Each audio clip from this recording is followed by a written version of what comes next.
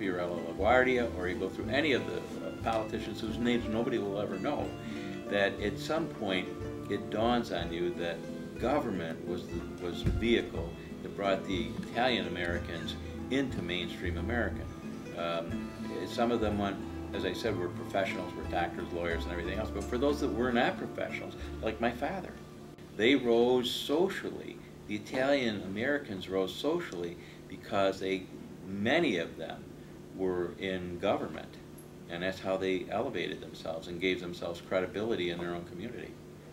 It is really the opportunity to run for office that I believe elevated the Italian Americans, whether it was in New York City Council, or whether it was in Monroe County or any place else like that. That's the one thing that allowed you to gain status without being a professional person. Neighborhoods then were very ethnic. You could very well live your entire life on 3rd Street and 1st Avenue and not hear any English, not hear any other languages. Our butcher store was Don Michelangelo. That's where they got the meat. Don D'Angelo was the grocer.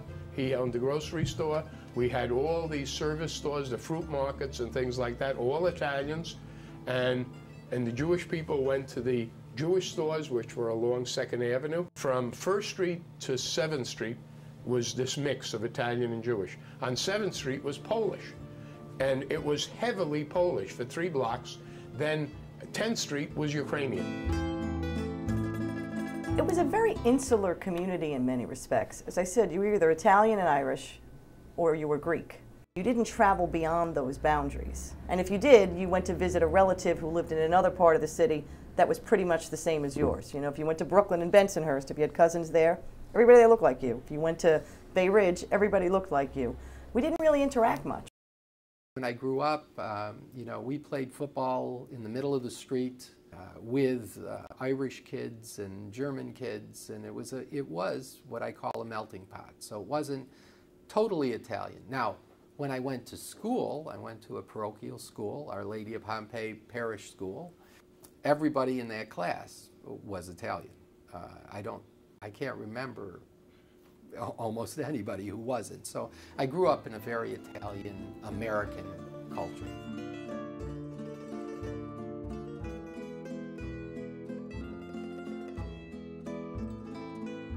There was a little animosity with the Irish. Mm-hmm. You know, they forgot that they went through the same thing when they came here. You know, everybody looked down on the Irish Catholics, and they gave them a hard time. When I was in my teens, we had young people that had fights and so on. So I went to this group that was having a dance on Valentine's Day. Some of the Italian fellas wanted to have fights with the Jewish fellas, and I was hanging around with the Jewish fellas. So when they came in, they thought that I was Jewish, and I, being too proud to say anything other, I went outside to fight with them, and I fought with the first one, and then I fought with the second one, and then somebody hit me from behind. I hope it wasn't an Italian, but he hit me from behind. I then became unconscious and sustained a good beating, a very good beating. And some passerbys who happened to be Irish said, "Let's help beat this Jewish guy." Me.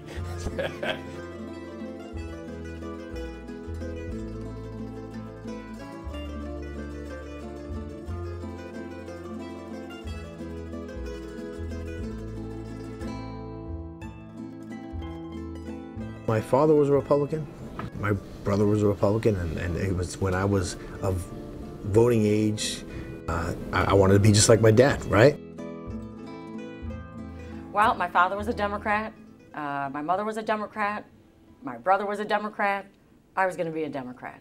I mean, there really wasn't a discussion. I mean, I came from a very working class family. My father was a painter for the city of Niagara Falls. He loved politics. He actually loved politics. He was a committee man for all the years that, you know, practically all the years that he was alive. Who suggested that you contact Assemblyman Pelletieri to work for him? It was actually my mother. My mother, I had gotten out of college, and my mother said to me, why don't you write Joe Pelletier, who had just been elected to the State Assembly, why don't you see if he might have a position? Yes, my aunt, believe it or not, it was the woman. My Aunt Mary worked for the city of Utica, and she was very active in politics. And there were often times as I was growing up that they needed volunteers to work on somebody's campaign. And I was making phone calls for different mayoral candidates. And so I think that's where my, my taste for politics began. So when you were 25, you started working as an assistant of Assemblyman Richard Ruggiero. Right, another Italian-American, Another yes. Italian-American, yes. So what was the connection? How did you get there? Family connections. My family was active in Democratic politics. Some people knew of my involvement, phone banking and you know, volunteering. So I was asked to actually run a phone bank for Richard Ruggiero. My father also became a local judge, and he became involved in the political process. So I used to I'd be involved with his campaigns when he would run for office, and as I grew from a child being involved in that, I started developed an interest for it. Some of them were involved in union politics. My father was a Teamster. My grandfather was involved in the Postal Service Workers Union. My grandmother, the Italian one, she was a delegate for Local 1199. I remember they had a strike in, it was 1987, and she had gotten me a job in the cafeteria at the hospital. She led the strike there as the chief shop steward, and in fact, she would make me walk the picket line with her. And I remember once during that strike, she made me lay down in the driveway with her to prevent the supply trucks from coming into the hospital. She was very militant when it came to workers' rights. So I had that background with respect to union politics, and in fact it kind of propelled me into the labor movement when I went to work for the city. And so your father grew up as the son of this important district leader who had been an assemblyman, but wasn't anymore, but it was even more powerful, as you're saying. You know, he worked as my grandfather's lieutenant in politics, getting votes for him whenever he ran for district leader, going out at election time, getting petitions, and, you know, on election day, getting people to the polls to vote. So actually he studied at home. Yeah. Right? On the other hand, it was in his blood like it's in mine to do it. My grandfather came here with his father and with some of his brothers. They came here, I guess, in about 1900, 1905. They formed an ice and coal business. My grandfather did that, and so did my father. They delivered ice and coal. That was, I think, the perfect kind of business for him to be in, to pave the way for me for elected office, because you knew everyone. My father was hardworking and worked in the family business. At one point, it was suggested to him that he should run for public office. My grandfather worked very, very hard. As a matter of fact, my grandfather, we talk about the Spanos and the Martinellis. The Martinellis had the printing press, and the Spanos had the oil company. And so my grandfather would go barter with Angelo Martinelli oil and printing, so that my father would have the printing for his campaign. And that's how they were able to make it all work. I could probably point to well over 40 campaigns that we've run and won in Yonkers. You know, so when you say we, you say the Spanish. Yeah, when I say general, I say we. Right? Yeah, I say me, my dad. Between me, my dad, and my brother Nick. My father went to law school, and he became first in the family. He became a lawyer and a local neighborhood attorney. Got to be known in the community as a hardworking attorney. Got to be popular, well liked, and in 1960, the congressional seat became an open seat. And lo and behold, the son of Italian immigrants became a congressman. And for 26 years, I love what my dad did. I watched my dad. I saw he got satisfaction of helping people, and I wanted to have that same satisfaction.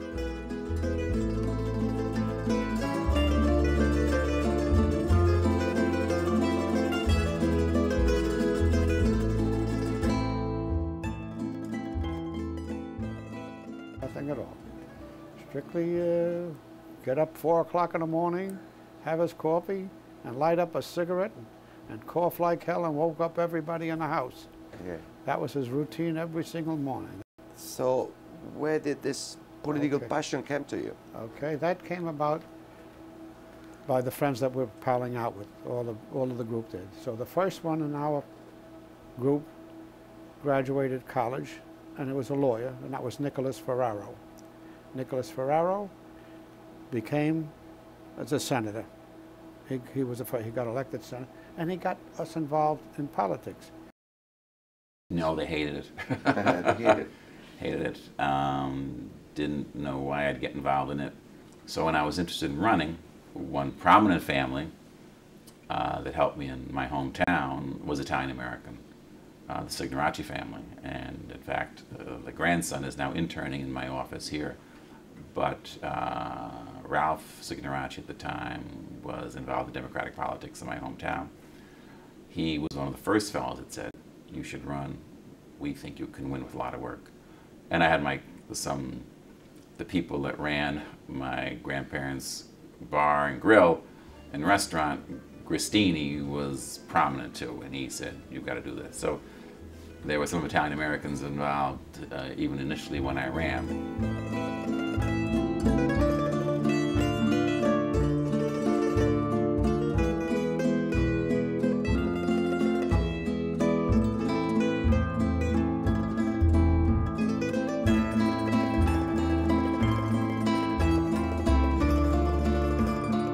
There were still biases and prejudices.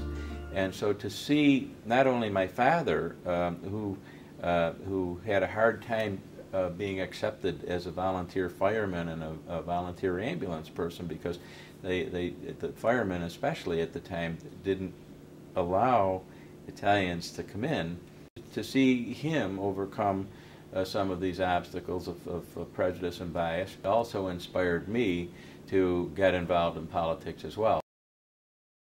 So interestingly enough, all of the political fights that my grandfather had were against Jewish candidates. They were, trying to emerge as the power, the political power. It was a coup when my grandfather got elected, but probably because of his name, it helped, because the Italians knew he was Italian, and the Jews might have thought that he was Jewish. I tell you, there was a little friction with the Irish at that time. The Irish were the district leaders, and he had a club called the Bowery Bay Democratic Club. It was on Steinway Street. And when LaPiccolo was a lawyer, he recommended him wanted them to run for one of the local positions, assemblyman or a city council position. And the district leader at that time was Frank McGlynn. His very uncouth response to him, he says, "Ralph," he says, "we can't put him up for that. He says, we're not ready for a guinea to take an elected position. I'll get him a job with the sanitation department." He says, "What do you mean? Sanitation? To pick up garbage as an attorney? You ought to be ashamed of yourself, even suggesting something like that." So they left the club, and they formed their own little bit of a club on 31st Street in Astoria, a little storefront. And Nicky Ferraro lived right next door to him. And when he graduated, Ralph told me, he says, "Look, Nicky," he says, "it'll do you a lot of good to join a political club. It can help you out in your career." He said, "If you can, get some of those fellows that you hang out with, because we need some young blood in the club." So I said, okay. I came with myself, got my other 3 brothers in. The fellows that were hanging, the Gaspari boys, there were another 5 brothers. If we brought in about 15 to 20 young blood into the club. And we started making moves. I beat an Italian who was in a long time county committeeman, and he never expected that we could do anything. They were entrenched so long, they thought that they were invincible, and we wound up taking over the leadership. And we became the recognized club in the district. In fact, that's when I first encountered some resistance to being Italian American. Not among the population, but I recall a conversation with the head of the Democratic Party in this county at the time, Dan O'Connell, who was a legendary political figure. So when I was interested in running, I went to see him. And he said, "Kid, you can't win. First of all, you're too young." I was 32. He's, "Plus you're Italian. This is an Irish, you know, she's an Irish mayor. The mayor was a female, Virginia McDonald. She's very popular. There's no way you're going to beat her." But he mentioned the Italian thing, which really annoyed me.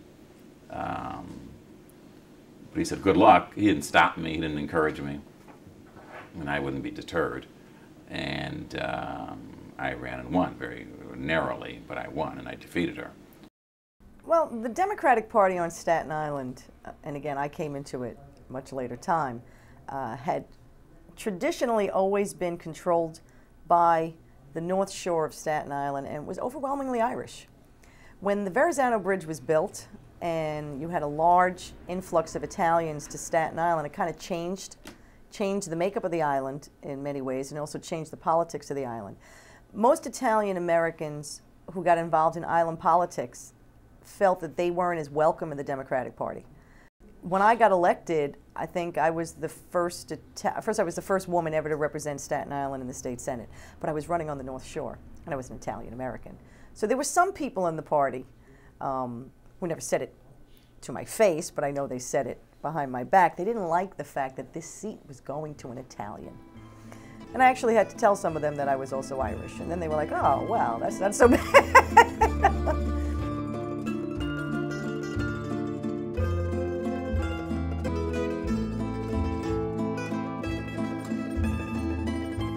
So you could do it. You could do it. The ethnic background helps. When Alphonse took on Senator Jacob Javits, he virtually had no support, none. I think he went to Syracuse University. We would travel by plane upstate. At the airport, we would be met by an alumnus of Syracuse College, a Conservative Party member, and an Italian American. Whether they were in a group, whether they were Sons of Italy, whatever they were. And those were the people that supported him. They weren't interested in the main in his general positions, but they were interested in the fact that he was Italian American, he seemed a compassionate individual, and he was somebody that could do us proud. That's what they were interested in. It's the same with me. Traditionally, Italians were Democrats. So what you got to do is make them aware of the fact that you're running, make them aware of the fact you're Italian American, but there are still some Italian Americans who will try to give the benefit of the doubt to somebody who's Italian American. And I think that was a strength of mine, it was a strength of Alphonse's, and it's a strength of Rudy Giuliani's. But it's not a case that you are naming Serf Maltese, Alphonse D'Amato, and Rudy Giuliani. I don't think you will vote for a Democrat only because he's an Italian American. Would you? Well, I wouldn't. We're Democrats. Whether you're Irish, Jewish, Italian. So why would we be backing a Republican, whether he's Italian or not? Makes no difference. That's not what we're in the game for. You're part of your party politics. You're part of the Republican Party, vote for the Republican. So what is the difference between an Italian American Democrat and an Italian American Republican? It's the agenda. The Republican Party basically was the party of the business community, business and the wealthy. You take a look at the Republicans. They represent mostly upstate, affluent, white communities. The city of New York is a mixture. We do have a melting pot, except that they all didn't melt together like we wanted them to. They're in the pot, but they're all separated, you know? But like pasta fazool, everything is on the side. They don't mix them together. You've got to put them into a blender to get them to mix.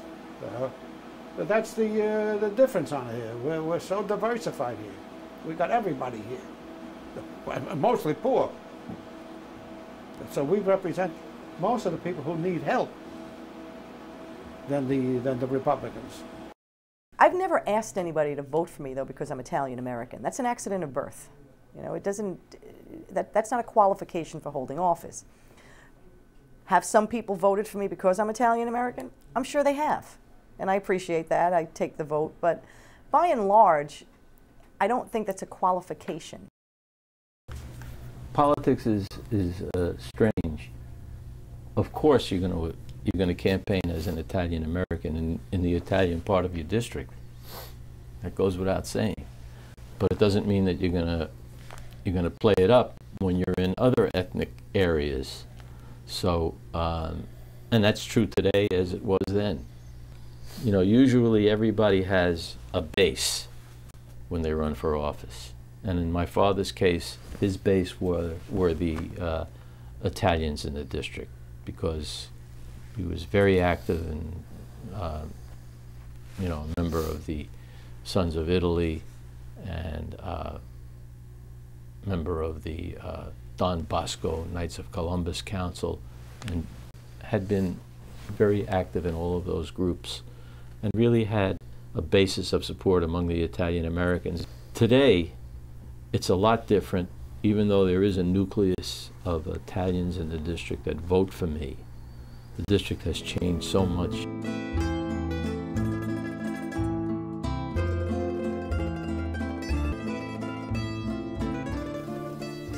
So what does it mean to be a Republican for you? You know, it just became a way of life. My father always preached that Republicans were of less government, less taxes for the families. And that was probably from his heritage. You mean Republican values are closer to Italian American values, so. you think? So. Because of the stress in the family? And Well, for me it is. But I think that the policies of conservatives and Republicans, their traditional family value policies, I think that the Italian Americans are much more comfortable voting for a conservative Republican. And you don't have to be down the line, rock solid conservative. Giuliani was the mayor for 2 terms, so they ran on the Republican line. I think it's simplistic to make that assumption. The voting patterns don't bear that out. Back in the early 80s, my father's district was probably, you know, 70%, let's say 70%, you know, Italian American, German, Irish, you know, white, Caucasian. Somewhere in the 80s, like 82 or so, his district changed to roughly 68% African American, 68% minority. And my father was faced with a very difficult decision to make. You know, you stay running or you retire. He loved what he did. He loved his work. He loved helping people, so he stayed in there. And many people felt, how could he, a white person, represent a district that is now, like I said, almost 70% minority? And thankfully so, he won 2 subsequent elections. He was gearing up for a 3rd one, and unfortunately he passed. You have to adapt. In Queens, our ethnic shifts happen so frequently and so drastic that if you don't adapt and change as an elected official, you suffer. Italian Americans should be, say, ethnically proud when one of them is successful. Absolutely. Right, but when it comes to the ballot box, if you have to be proud of the success of your own people, then you probably should try to vote for them. Forget about the party, because they are Italian Americans. I reject that. You know, again, I think Rudy Giuliani has accomplished incredible things as the grandson of an immigrant. I don't agree with his politics, but that doesn't negate, you know, all of his accomplishments. He certainly deserves all the credit in the world for, you know, how far he has come personally. I wouldn't vote for him, though. I don't agree with his politics. But that doesn't mean I don't have great respect for his accomplishments, or the fact that he's probably 2 generations away from grandparents who were illiterate and had very little opportunity. So it's an amazing accomplishment for Italian Americans. And we have really, you know, come very far in a very short period of time in American history. Someone like Nancy Pelosi, I don't agree with her on everything, but I'm certainly proud that she's the Speaker of the House of Representatives. Again, this is a granddaughter of immigrants. You know, I mean, that's, I think, that's the American dream that Italian Americans believe in. that, you know, we could come here with nothing but the clothes on our back, and within a couple of generations, we could be, you know, a few steps away from the White House. That's the Italian-American experience that we should all be proud of, regardless of what the person thinks or what the person stands for.